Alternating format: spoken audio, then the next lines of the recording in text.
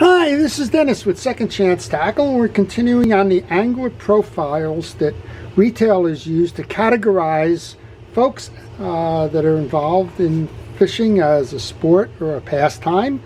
And we're referencing a study that was published for the American Sportfishing Association. It was done by Southwick Associates, and they came up with a group of angling personas, 7 in total. And we've looked at a couple already. We've looked at what the averages were, and we said nobody is an average. We've looked at the traditional angler who is almost totally immersed in the sport and always trying to get better, improve their techniques, buying on the higher end of the equipment line, and out on the water quite a bit, right? Over 50 days, considering themselves an advanced or an expert angler a lot of the time. And then we switched gears. We went to the occasional angler, and the occasional angler was someone who was there kind of for the challenge of things, but their time was being competed for with a lot of other activities, including just staying at home and relaxing, but also work and family obligations and things like that. So they only got out occasionally. And they didn't spend very much when they did. Typically they were a bait fisher or lures, and those that purchased on the lower end of the amounts per year. They only did on a majority less than 30 days, and in many cases even fewer than that days fishing over the course of the year. And when they did go, they were motivated by trying to catch a lot of fish and big fish. So very interesting profile there. Well, today we're going to profile yet another group. This one's called the friendly fisher.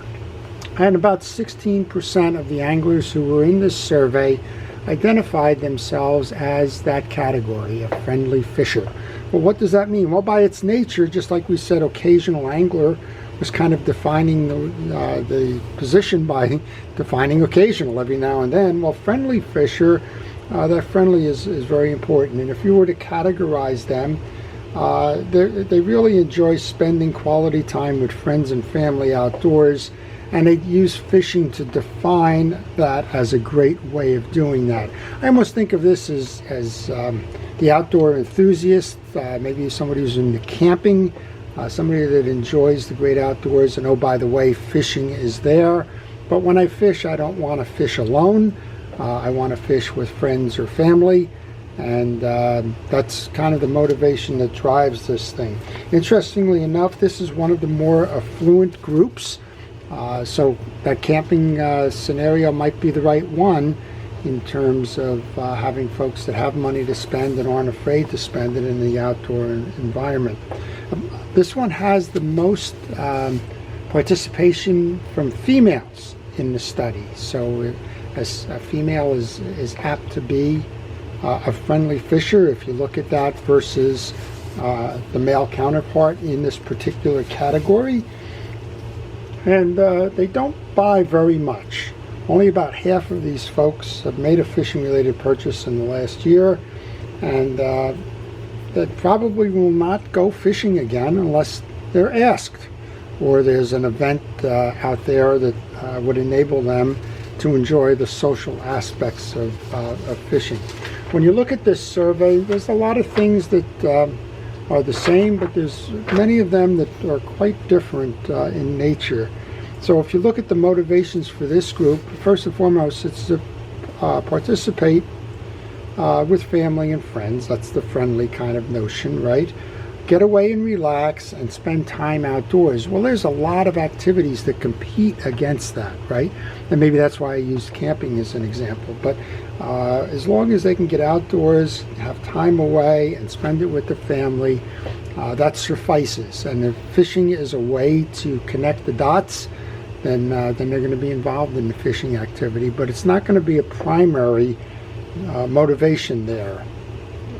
There are a group out there that do believe that fishing is important, and they want to pass that along to their children, but that's secondary, and that's kind of why I have the display that I have here, the children's rods, right? It kind of recommends or draws an association to a family, a participatory type of a thing, not necessarily just a group of gals or a group of guys going for the social aspects of it, but most of the time it's going to be family and friends. And that's because if you look at the demographics in terms of how did they begin fishing, well, 85% of them were either introduced to fishing by an older family member or friends. Interestingly enough, this is one of the few of the surveys that actually had demographics to this in terms of where the folks came from in this piece. And surprisingly, or maybe not, most of the respondents were in the South. About a third of the folks lived in the South, 25% in the West, and then the numbers went down to 20% in the Midwest and Northeast. Now, I don't know if that's just a statement of weather. It's quite possible that because there's a limited amount of days to fish in the Midwest and in the North, that those family activities or those outdoor activities might turn over to things that the South and the West might not be doing, like skiing and enjoying some of the winter activities, snowmobiling and the like, as opposed to looking at fishing as that connective type of activity. When asked what was most important in terms of selecting a fishing site, very different. It was the scenic beauty of the place, easy access to it, lack of crowds, water quality and conditions, and also kind of closer to home, right? So they're not going for the trophy fish. They're not going to explore the waters for a particular run or the like. They're just out there to enjoy nature. And oh, by the way, if fishing is involved, that's great. For the majority of the folks, they don't take a lot of trips. They don't spend a lot of money, and they, in some cases, they don't even fish a lot. So, for example, even though they asked the question, do you expect to go fishing next year, and got an 80% response rate on that. When you asked what was the definition of the good fishing experience, very few of them had anything to do with catching fish. So about 25% was enjoying the outdoors, another 25% having a relaxing time, and another 25% was spending time with the friends and family. So it's almost like going along for the ride on the boat, right? You don't necessarily need to have a line in the water to have a good time, and that's kind of what was defining this friendly fisher. When asked how recent have they been fishing, only 40% went in the last year, another 20% went in the last 1 to 3 years, and fully 40% had not gone fishing in 4 or more years.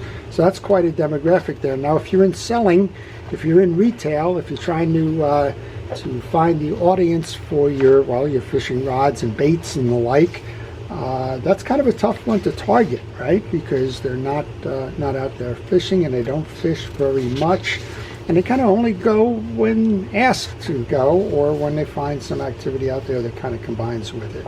There really is no difference in terms of saltwater and freshwater from the general surveys, and when you look at what they're fishing with, well, what they're fishing with generally indicates that they are beginning, novice, or intermediate anglers. Fully 90% of them would put themselves in that category in terms of their skill sets.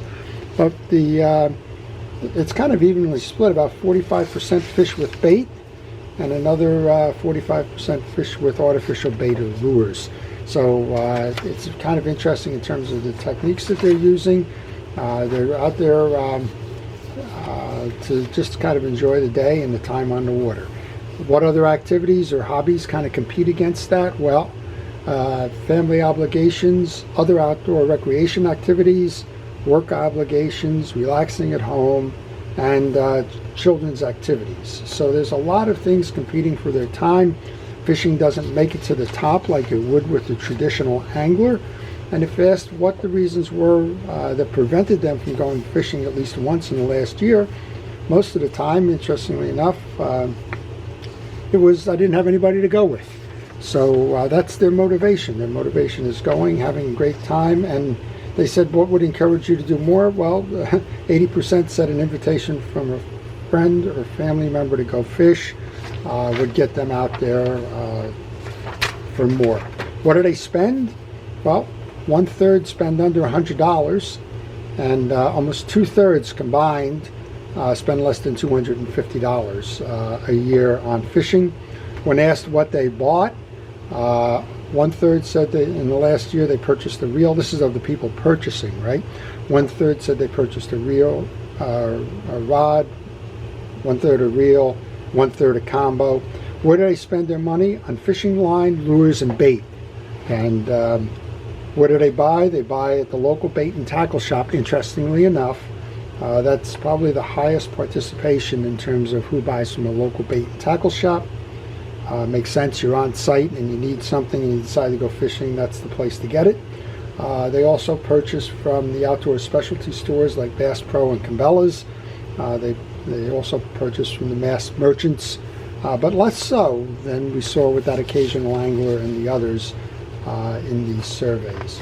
So finally, when you look at this, what is who's going to influence them? I guess that would be the important one to finish with. Who's going to influence them? A friend and family member. Well, that's just consistent with everything that's in this. They're going because they want to have the company of others and to enjoy a day with friends and family. Interestingly enough, this one shows very high on the state game and park agency commissions. And I'm not sure on the influence of that, what that is, where to go fishing. I mean, if they're on their websites and they're trying to find a place where they can go fishing, if they're inquiring about fishing licenses, open seasons, catch limits, things like that, then they're spending their time there. But most of all, they don't view fishing shows, and they don't spend a lot of time on fishing websites, and they don't spend a lot of time on forums or in social media or any of those other aspects in terms of trying to learn more about the hobby, trying to improve their skills, trying to understand how to target certain species on the seasonal basis and so on. So there truly are friendly fishers, I guess that's the word they use, and their motivations are friends and family.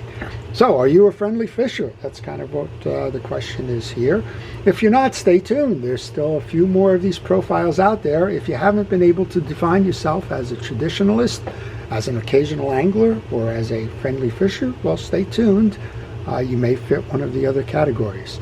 I hope you're finding this as interesting as I am.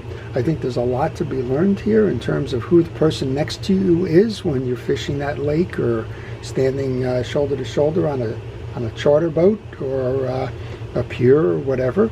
And it's interesting to figure out why they are there as opposed to why you may be there.